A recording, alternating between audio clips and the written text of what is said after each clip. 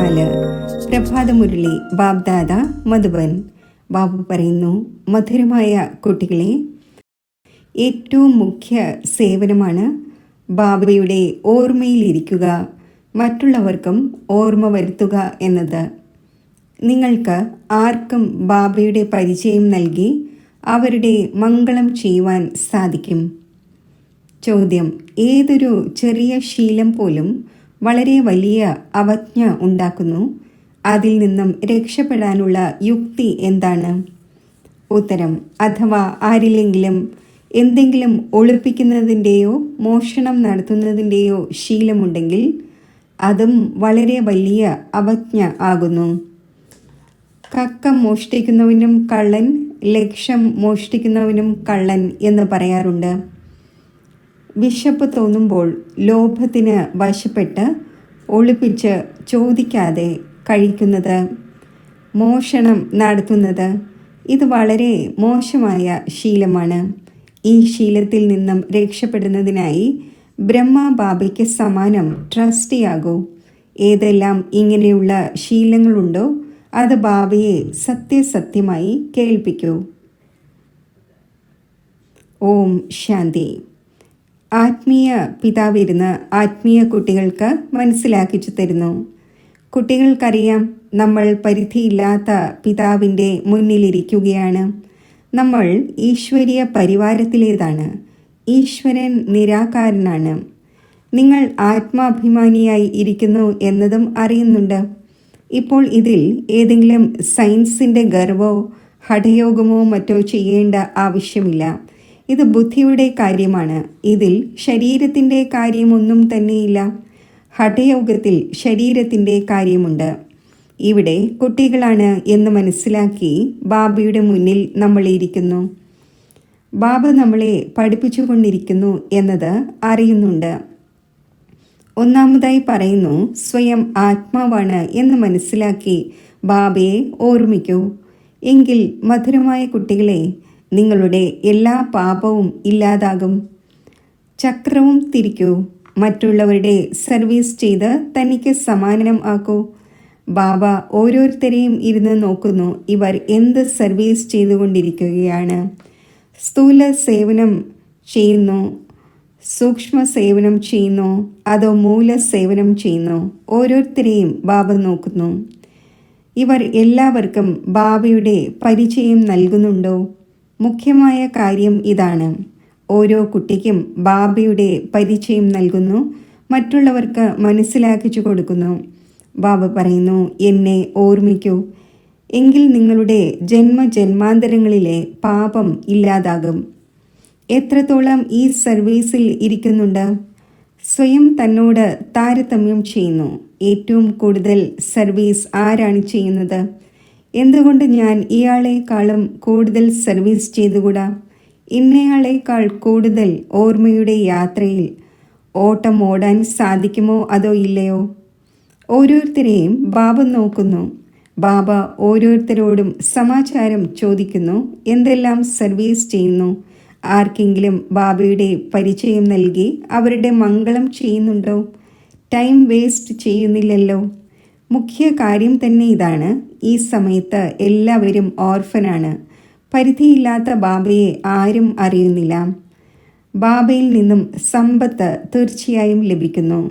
കുട്ടികളായ നിങ്ങൾക്ക് മുക്തി, ജീവൻ മുക്തി ധാമം രണ്ടും ബുദ്ധിയിലുണ്ട്. കുട്ടികൾ ഇതും മനസ്സിലാക്കേണ്ടതുണ്ട്. നമ്മൾ ഇപ്പോൾ പഠിച്ചുകൊണ്ടിരിക്കുന്നു. പിന്നെ സ്വർഗത്തിൽ വന്ന് ജീവൻ മുക്തിയുടെ രാജ്യഭാഗ്യം നേടും. ബാക്കി മറ്റ് ധർമ്മത്തിലുള്ള അനേകം ആത്മാക്കൾ ആരെല്ലാം ഉണ്ടോ അവരാരും അവശേഷിക്കില്ല. കേവലം നമ്മൾ മാത്രമായിരിക്കും ഭാരതത്തിൽ ഉണ്ടായിരിക്കുന്നത്. ബാബ കുട്ടികളെ ഇരുന്ന് പഠിപ്പിക്കുന്നു. ബുദ്ധിയിൽ എന്തെല്ലാമാണ് ഉണ്ടായിരിക്കേണ്ടത്? ഇവിടെ നിങ്ങൾ സംഗമയുഗത്തിൽ ഇരിക്കുകയാണ്. അപ്പോൾ ആഹാരപാനീയവും ശുദ്ധവും പവിത്രവും തീർച്ചയായും ആവശ്യമാണ്. നമ്മൾ ഭാവിയിൽ സർവഗുണ സമ്പന്നവും 16 കലാ സമ്പൂർണവും സമ്പൂർണ്ണ നിർവികാരിയുമാകുന്നു എന്നത് അറിയുന്നുണ്ട്. ഈ മഹിമ ശരീരധാരികളായ ആത്മാക്കളുടേതാണ്. കേവലം ആത്മാവിൻ്റെ മഹിമയല്ല. ഓരോ ആത്മാവിനും അവരവരുടേതായ പാർട്ടുണ്ട്. അത് ഇവിടെ വന്ന് അഭിനയിക്കുന്നു. നിങ്ങളുടെ ബുദ്ധിയിൽ എയിം ഒബ്ജക്റ്റ് ഉണ്ട്. നമുക്ക് ഇതുപോലെയാകണം. ബാബയുടെ ആജ്ഞയാണ്, കുട്ടികളെ പവിത്രമാകൂ.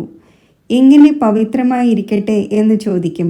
കാരണം മായയുടെ കൊടുങ്കാറ്റ് ധാരാളം വരുന്നുണ്ട്. ബുദ്ധി പലയിടങ്ങളിലേക്കും പോകുന്നു. അത് എങ്ങനെ ഉപേക്ഷിക്കാം? കുട്ടികളുടെ ബുദ്ധി പ്രവർത്തിക്കുന്നുണ്ടല്ലോ, മറ്റാരുടെയും ബുദ്ധി പ്രവർത്തിക്കുന്നില്ല. പിതാവിനെയും ടീച്ചറിനെയും ഗുരുവിനെയും നിങ്ങൾക്ക് ലഭിച്ചു. ഇതും നിങ്ങൾ അറിയുന്നുണ്ട്. ഉയർന്നതിലും ഉയർന്നത് ഭഗവാനാണ്. ആ ഒന്ന് പിതാവും ടീച്ചറും ജ്ഞാനത്തിൻ്റെ സാഗരവുമാണ്.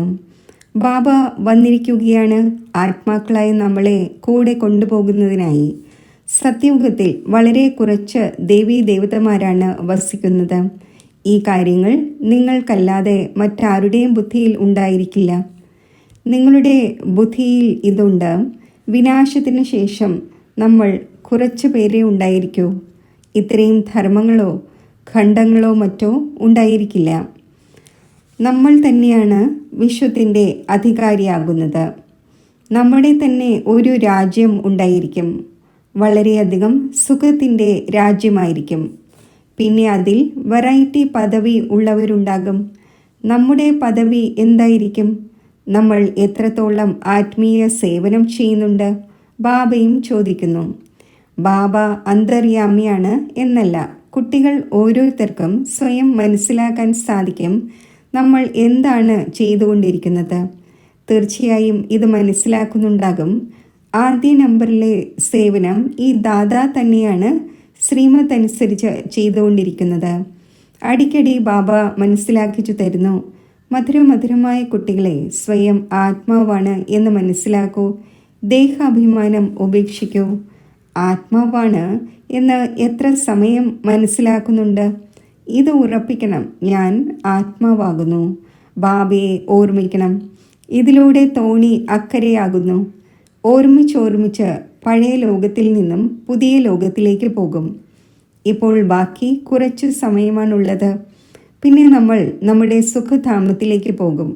മുഖ്യമായ ആത്മീയ സേവനം ഇതാണ്. എല്ലാവർക്കും ബാബയുടെ പരിചയം നൽകണം. ഇത് ഏറ്റവും സഹജമായ കാര്യമാണ്. സ്ഥൂല സർവീസ് ചെയ്യുന്നതിലും ഭോജനം ഉണ്ടാക്കുന്നതിലും ഭോജനം കഴിക്കുന്നതിലും പ്രയത്നം തോന്നുന്നു. ഇതിൽ പ്രയത്നത്തിൻ്റെ കാര്യമേ ഇല്ല. കേവലം സ്വയം ആത്മാവാണ് എന്ന് മനസ്സിലാക്കണം. ആത്മാവ് അവിനാശിയാണ്. ശരീരം വിനാശിയാണ്. ആത്മാവ് തന്നെയാണ് മുഴുവൻ പാർട്ടും അഭിനയിക്കുന്നത്. ഈ ശിക്ഷണം ബാബ ഒരേ ഒരു തവണ വന്ന് നൽകുന്നു, വിനാശത്തിൻ്റെ സമയമാകുമ്പോൾ. പുതിയ ലോകം ദേവീ ദേവന്മാരുടേത് തന്നെയാണ്. അതിൽ തീർച്ചയായും പോകേണ്ടതുണ്ട്. ബാക്കി മുഴുവൻ ലോകത്തിനും ശാന്തിധാമത്തിലേക്ക് പോകണം. ഈ പഴയ ലോകം അവശേഷിക്കില്ല. നിങ്ങൾ പുതിയ ലോകത്തിൽ ആയിരിക്കുമ്പോൾ പഴയ ലോകത്തിൻ്റെ ഓർമ്മയുണ്ടായിരിക്കുമോ? യാതൊന്നും ഉണ്ടായിരിക്കില്ല. നിങ്ങൾ സ്വർഗത്തിൽ തന്നെയായിരിക്കും. രാജ്യം ഭരിക്കുന്നുണ്ടാകും. ഇത് ബുദ്ധിയിലിരിക്കുന്നതിലൂടെ സന്തോഷമുണ്ടാകും. സ്വർഗത്തിന് അനേകം നാമങ്ങൾ നൽകുന്നു. നരകത്തിനും അനേകം പേരുകൾ നൽകിയിരിക്കുന്നു. പാപാത്മാക്കളുടെ ലോകം, ഹെൽ, ദുഃഖധാമം എന്നെല്ലാം. ഇപ്പോൾ കുട്ടികളായി നിങ്ങൾ അറിയുന്നുണ്ട്, പരിധിയില്ലാത്ത ബാബ ഒന്നു തന്നെയാണ്. നമ്മൾ ആ ഒന്നിൻ്റെ വളരെ കാലം വേർപിരിഞ്ഞ ശേഷം തിരിച്ചു കിട്ടിയ കുട്ടികളാണ്. അപ്പോൾ ഇങ്ങനെയുള്ള പിതാവിനോട് സ്നേഹവും വളരെയധികം ഉണ്ടായിരിക്കേണ്ടതാണ്. ബാബയ്ക്കും ആരാണോ വളരെയധികം സേവനം ചെയ്യുന്നത്, മുള്ളുകളെ പുഷ്പമാക്കുന്നത്, ആ കുട്ടികളിൽ വളരെ സ്നേഹമുണ്ട്. മനുഷ്യനിൽ നിന്നും ദേവത ആകേണ്ടതുണ്ടല്ലോ. ബാബ സ്വയം ആകുന്നില്ല, നമ്മളെ ആക്കുവാൻ വന്നിരിക്കുന്നു. അപ്പോൾ ഉള്ളിൽ വളരെ സന്തോഷമുണ്ടായിരിക്കണം. സ്വർഗത്തിൽ നമ്മൾ ഏത് പദവി നേടും? നമ്മൾ എന്ത് സേവനം ചെയ്യുന്നു? വീട്ടിൽ ജോലിക്കാരും വേലക്കാരുമുണ്ട്. അവർക്കും തിരിച്ചറിവ് നൽകണം. ആര് സ്വയം കണക്ഷനിൽ വരുന്നോ അവർക്ക് ശിക്ഷണം നൽകേണ്ടതാണ്. സർവരുടെയും സേവനം ചെയ്യണമല്ലോ. അബലകളുടെയും ദരിദ്രരുടെയും കാട്ടുജാതിക്കാരുടെയും. ദരിദ്രരാണെങ്കിൽ ധാരാളമുണ്ട്, അവർ നന്നാകും, ഒരു പാപവും മറ്റും ചെയ്യില്ല. അല്ലാത്ത പക്ഷം പാപകർമ്മം ചെയ്തുകൊണ്ടേയിരിക്കും. അസത്യവും മോഷണവും എത്രമാത്രമുണ്ട് എന്ന് കാണുന്നുണ്ട്. ജോലിക്കാരും മോഷണം നടത്തും, അല്ലാത്ത പക്ഷം വീട്ടിൽ കുട്ടികളുണ്ട്. പൂട്ട് എന്തിനു പൂട്ടണം? എന്നാൽ ഇക്കാലത്തെ കുട്ടികളും മോഷ്ടാക്കളായി മാറുന്നു. എന്തെങ്കിലുമൊക്കെ ഒളിച്ച് എടുക്കുന്നു. ആർക്കെങ്കിലും വിശപ്പ് തോന്നുകയാണെങ്കിൽ അത്യാർത്തി കാരണം കഴിക്കുന്നു. ലോഭമുള്ളവർ തീർച്ചയായും മോഷ്ടിച്ചും കഴിക്കുന്നുണ്ടാകും. ഇത് ശിവബാബയുടെ ഭണ്ഡാരയാണ്. ഇതിൽ ചില്ലിക്കാശിൻ്റെ പോലും മോഷണം നടത്താൻ പാടില്ല. ബ്രഹ്മാവ് ട്രസ്റ്റിയാണ്. പരിധിയില്ലാത്ത പിതാവായ ഭഗവാൻ നിങ്ങളുടെ അടുക്കൽ വന്നിരിക്കുന്നു. ഭഗവാന്റെ വീട്ടിൽ ആരെങ്കിലും എപ്പോഴെങ്കിലും മോഷണം നടത്തുന്നുണ്ടാകുമോ? സ്വപ്നത്തിൽ പോലും ഇല്ല. നിങ്ങൾക്കറിയാം, ഉയർന്നതിലും ഉയർന്നതാണ് ശിവഭഗവാൻ. ആ ഒന്നിൻ്റെ കുട്ടികളാണ് നമ്മൾ. അപ്പോൾ നമ്മൾ ദൈവിക കർമ്മം ചെയ്യണം. നിങ്ങൾ മോഷണം നടത്തുന്നവർക്കും ജയിലിൽ പോയി ജ്ഞാനം നൽകുന്നു. ഇവിടെ എന്തായിരിക്കും മോഷ്ടിക്കുക? ചിലപ്പോൾ മാങ്ങ എടുക്കുന്നതും ഏതെങ്കിലും വസ്തു എടുത്ത് കഴിക്കുന്നതും മോഷണമാണല്ലോ. ഒരു വസ്തുവും ചോദിക്കാതെ എടുക്കാൻ പാടില്ല. കൈകൊണ്ട് സ്പർശിക്കാൻ പോലും പാടില്ല. ശിവബാബ നമ്മുടെ പിതാവാണ്. ആ ഒന്ന് കേൾക്കുന്നുണ്ട്, കാണുന്നുണ്ട്, ചോദിക്കുന്നു. കുട്ടികളിൽ ഏതെങ്കിലും അവഗുണം ഇല്ലല്ലോ. അഥവാ ഏതെങ്കിലും അവഗുണമുണ്ടെങ്കിൽ കേൾപ്പിക്കൂ. ദാനമായി നൽകൂ. ദാനമായി നൽകിയ ശേഷം ആരെങ്കിലും അവജ്ഞ ചെയ്യുകയാണെങ്കിൽ വളരെയധികം ശിക്ഷകൾ അനുഭവിക്കും. മോഷണത്തിൻ്റെ ശീലം വളരെ മോശമായ ഒന്നാണ്. ആരെങ്കിലും സൈക്കിൾ എടുക്കുന്നു എന്ന് വിചാരിക്കൂ, പിടികൂടുന്നു. ചിലർ കടയിൽ പോയി ബിസ്ക്കറ്റിൻ്റെ പെട്ടി ഒളിപ്പിക്കുന്നു, അല്ലെങ്കിൽ ഏതെങ്കിലും ചെറിയ ചെറിയ വസ്തുക്കൾ ഒളിപ്പിക്കുന്നു. കടയിലുള്ളവരും വളരെ ശ്രദ്ധിക്കുന്നു. അപ്പോൾ ഇതും വളരെ വലിയ ഗവൺമെൻറ്റാണ്. പാണ്ഡവ ഗവൺമെൻറ് തൻ്റെ ദൈവിക രാജ്യം സ്ഥാപിച്ചു കൊണ്ടിരിക്കുന്നു. ബാബ പറയുന്നു, ഞാൻ രാജ്യം ഭരിക്കുന്നില്ല, പാണ്ഡവരായ നിങ്ങൾ തന്നെയാണ് രാജ്യം ഭരിക്കുന്നത്. അവർ പിന്നെ പാണ്ഡവപതി എന്ന് ശ്രീകൃഷ്ണനെ പറഞ്ഞിരിക്കുന്നു. പാണ്ഡവ പിതാവ് ആരാണ്? നിങ്ങൾ അറിയുന്നുണ്ട്, മുന്നിൽ ഇരിക്കുകയാണ്. ഓരോരുത്തർക്കും ഉള്ളിൽ മനസ്സിലാക്കാൻ സാധിക്കും നമ്മൾ ബാബയുടെ എന്ത് സേവനമാണ് ചെയ്യുന്നത്. ബാബ നമ്മളെ വിശ്വത്തിൻ്റെ ചക്രവർത്തി പദം നൽകി സ്വയം വാനപ്രസ്ഥത്തിലേക്ക് പോകുന്നു. എത്ര നിഷ്കാമ സേവനം ചെയ്യുന്നു. എല്ലാവരും സുഖിയും ശാന്തവുമാകുന്നു. അവരാണെങ്കിൽ വിശ്വത്തിൽ ശാന്തി ഉണ്ടാകണം എന്ന് കേവലം പറയുന്നു. ശാന്തിയുടെ പ്രൈസ് നൽകിക്കൊണ്ടിരിക്കുന്നു. ഇവിടെ കുട്ടികളായി നിങ്ങൾ അറിയുന്നുണ്ട്, നമുക്ക് വളരെ വലിയ പ്രൈസ് ലഭിക്കുന്നു. ആര് നല്ല സർവീസ് ചെയ്യുന്നോ അവർക്ക് വലിയ പ്രൈസ് ലഭിക്കുന്നു. ഉയർന്നതിലും ഉയർന്ന സേവനമാണ് ബാബയുടെ പരിചയം നൽകുക എന്നത്. ഇത് ആർക്കും ചെയ്യാൻ സാധിക്കും. കുട്ടികൾക്ക് ഈ ദേവതയാകണം എന്നുണ്ട്. അപ്പോൾ സേവനവും ചെയ്യേണ്ടത് ആവശ്യമാണല്ലോ. ഇദ്ദേഹത്തെ നോക്കൂ, ഇദ്ദേഹവും ലൗകിക കുടുംബം ഉള്ളവനായിരുന്നല്ലോ. ഇദ്ദേഹത്തെ കൊണ്ട് ബാബ ചെയ്യിച്ചു. ഇദ്ദേഹത്തിൽ പ്രവേശിച്ച് ഇദ്ദേഹത്തോടും പറയുന്നു, നിങ്ങളോടും പറയുന്നു, ഇത് ചെയ്യൂ. എന്നോട് എങ്ങനെയാണ് പറയുക? എന്നിൽ പ്രവേശിച്ച് ചെയ്യിക്കുന്നു. ചെയ്യുന്നവനും ചെയ്യിപ്പിക്കുന്നവനും ആണല്ലോ. ഇരുന്നു കൊണ്ട് പറഞ്ഞു, ഇത് ഉപേക്ഷിക്കൂ, ഇത് മോശമായ ലോകമാണ്, വൈകുണ്ഠത്തിലേക്ക് പോകൂ. ഇപ്പോൾ വൈകുണ്ഠത്തിൻ്റെ അധികാരിയാകണം. ഇത്രമാത്രം വൈരാഗ്യം വന്നു. എല്ലാവരും വിചാരിച്ചു, ഇദ്ദേഹത്തിന് എന്തു പറ്റി? ഇത്രയും നല്ല ശക്തമായ നേട്ടമുള്ള വ്യാപാരി ഇതെന്താണ് ചെയ്യുന്നത്? ഇദ്ദേഹം പോയി എന്തു ചെയ്യും എന്നത് അറിയാമായിരുന്നില്ല. ഉപേക്ഷിക്കുന്നത് വലിയ കാര്യമൊന്നുമല്ല. സർവ്വതും ത്യാഗം ചെയ്തു. സർവരെ കൊണ്ടും ത്യാഗം ചെയ്യിച്ചു. പുത്രിയെയും ത്യാഗം ചെയ്യിച്ചു. ഇപ്പോൾ ഈ ആത്മീയ സേവനം ചെയ്യണം, സർവരെയും പവിത്രമാക്കണം. എല്ലാവരും പറയുമായിരുന്നു, നമ്മൾ ജ്ഞാനാമൃതം കുടിക്കാൻ പോകുന്നു. മാതാവിൻ്റെ പേര് പറയുമായിരുന്നു. ഓം രാധയുടെ അടുക്കൽ ജ്ഞാനാമൃതം കുടിക്കാൻ പോവുകയാണ്. ആരാണ് ഈ യുക്തി രചിച്ചത്? ശിവ് ബാബ ഇദ്ദേഹത്തിൽ പ്രവേശിച്ച് എത്ര നല്ല യുക്തി രചിച്ചു. ആരെല്ലാം വരുമോ അവർ ജ്ഞാനാമൃതം കുടിക്കും. അമൃത് ഉപേക്ഷിച്ച് വിഷം എന്തിനു കഴിക്കണം എന്നും മഹിമയുണ്ട്. വിഷം ഉപേക്ഷിച്ച് ജ്ഞാനാമൃതം കുടിച്ച് പാവന ദേവതയാകണം. തുടക്കത്തിൽ ഈ കാര്യം ഉണ്ടായിരുന്നു. ആരെങ്കിലും വരുമായിരുന്നപ്പോൾ അവരോട് പറയുമായിരുന്നു, പാവനമാകൂ. അമൃത് കുടിക്കണമെങ്കിൽ വിഷം ഉപേക്ഷിക്കേണ്ടതുണ്ട്. പാവനമായ വൈകുണ്ഠത്തിൻ്റെ അധികാരിയാകണമെങ്കിൽ ഒന്നിനെ തന്നെ ഓർമ്മിക്കണം. അപ്പോൾ തീർച്ചയായും വഴക്ക് നടക്കുമല്ലോ. തുടക്കത്തിലെ കുഴപ്പങ്ങൾ ഇപ്പോൾ വരെയും നടന്നു വന്നു. അബലകളുടെ മേൽ എത്ര അത്യാചാരമുണ്ടാകുന്നു. എത്രത്തോളം നിങ്ങൾ വളരെ ഉറച്ചവരായിരിക്കുമോ അപ്പോൾ പിന്നെ മനസ്സിലാക്കും പവിത്രത നല്ലതാണ്. ബാബ വന്ന് നമ്മളെ പാവനമാക്കൂ എന്ന് ആ ഒന്നിനെ തന്നെയാണ് വിളിക്കുന്നത്. ആദ്യം നിങ്ങളുടെയും ക്യാരക്ടർ എന്തായിരുന്നു? ഇപ്പോൾ എന്തായിക്കൊണ്ടിരിക്കുന്നു? മുൻപാണെങ്കിൽ ദേവതമാരുടെ മുന്നിൽ പോയി പറയുമായിരുന്നു, നമ്മൾ പാപിയാണ്. ഇപ്പോൾ ഇങ്ങനെ പറയില്ല.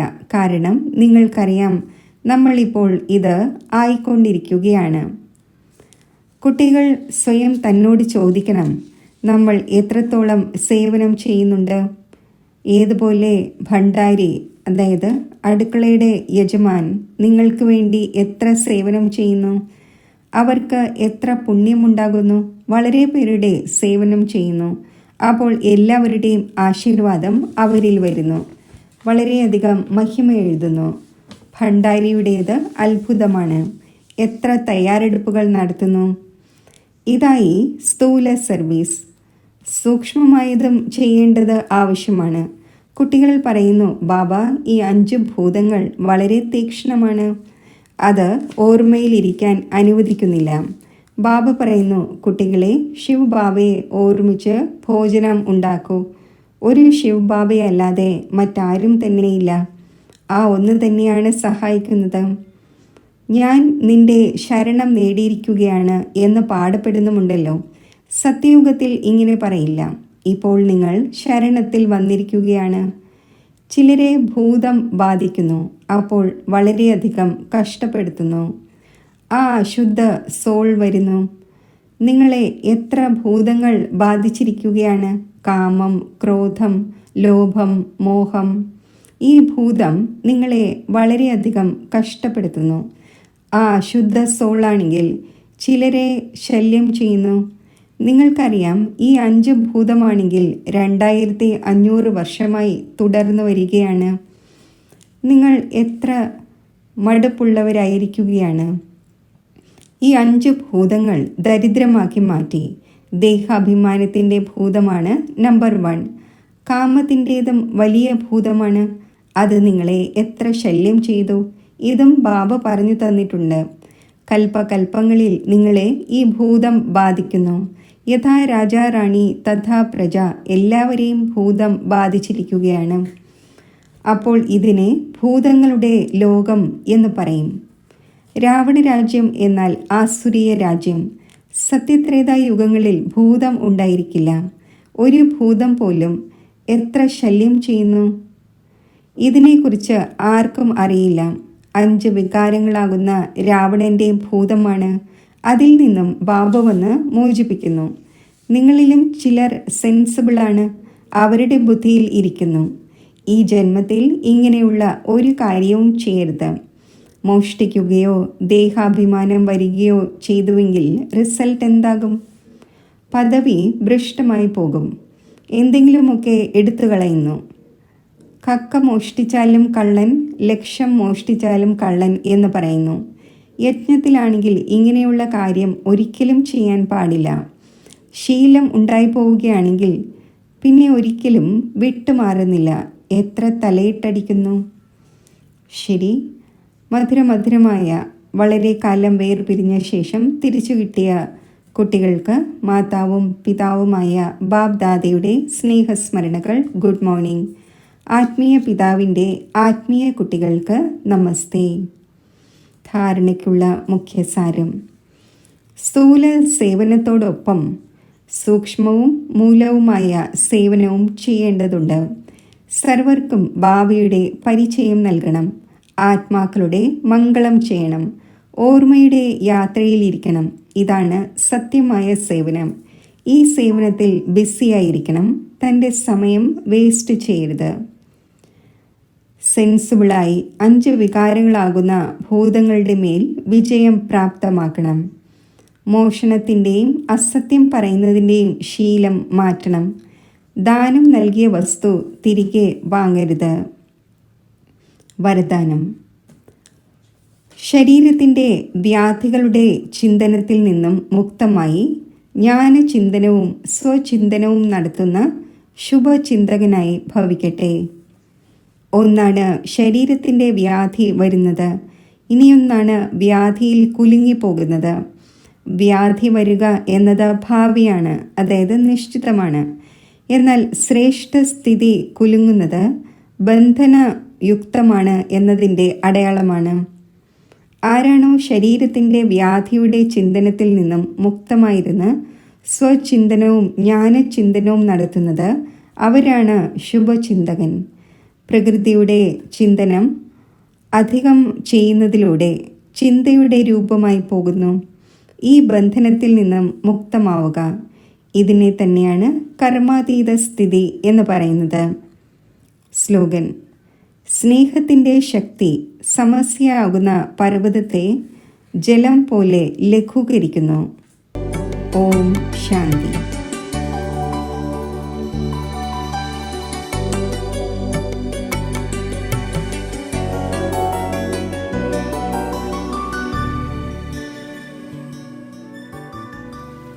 മനസ്സ സേവനത്തിൻ്റെ അഭ്യാസം.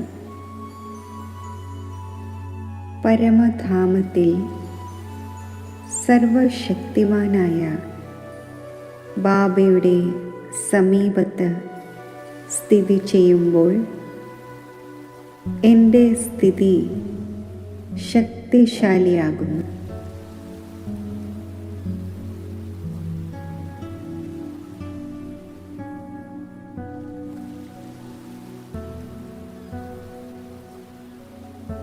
ഞാൻ മാസ്റ്റർ സർവശക്തിവാനാണ്.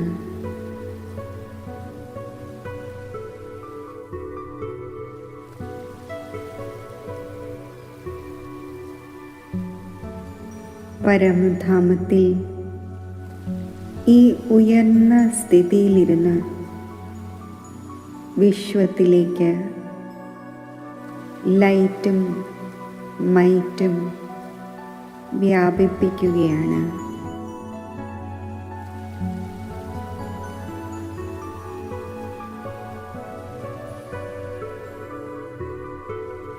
പല പല സമസ്യകളുടെ ബന്ധനത്തിൽ, അവയുടെ വിഘ്നങ്ങളിൽ കുടുങ്ങിക്കിടക്കുന്ന ആത്മാക്കൾക്ക് സഹയോഗം നൽകുന്നതിനു വേണ്ടി ഞാൻ എൻ്റെ അന്തർവാഹക ശരീരത്തിലൂടെ ഈ വിശ്വത്തിലേക്ക് സഞ്ചരിക്കുകയാണ്.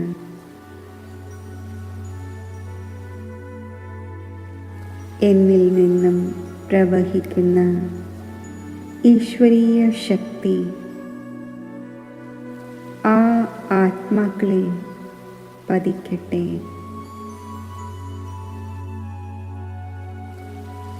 അവരുടെ സമസ്യകൾ പരിഹരിക്കപ്പെടട്ടെ.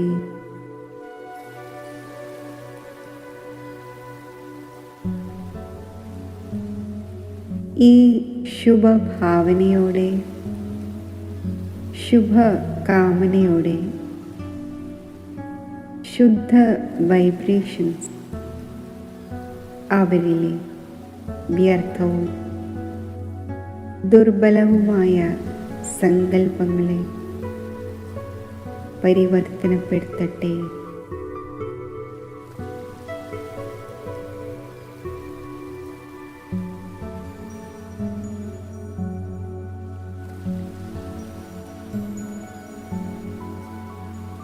ഈ ശുദ്ധ വൈബ്രേഷൻ അവരിൽ പതിക്കുമ്പോൾ അവർക്ക് ശ്രേഷ്ഠ ആത്മാവാകണമെന്നുള്ള ഒരു അലൗകിക പ്രേരണ അവരുടെ ഉള്ളിൽ നിന്നും ഉണർന്നു വരികയാണ്. ഈ അലൗകിക ഈശ്വരീയ ശക്തി ആ ആത്മാക്കളിൽ നിറയുമ്പോൾ അവർ പ്രസന്നചിത്തരായി മാറുന്നു.